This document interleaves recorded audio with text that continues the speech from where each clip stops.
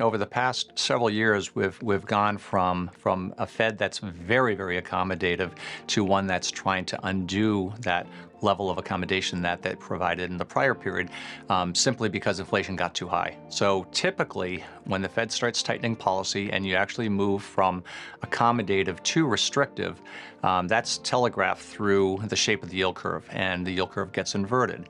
We've been inverted now for about 1 year, 12 months or so, as of this date now. And typically, sometime between 9 and 18 months after inversion, the economy starts to slow, and sometimes starts to slow very, very abruptly. We haven't seen a lot of that yet, and in fact, Q3 GDP was quite strong with a 5 handle. We do think Q4 GDP is coming down. This cycle perhaps has been different than what they typically are when the Fed is this aggressive tightening policy. And we got 525 basis points of Fed tightening. That should have been enough to arrest, the level of activity that we saw in the economy.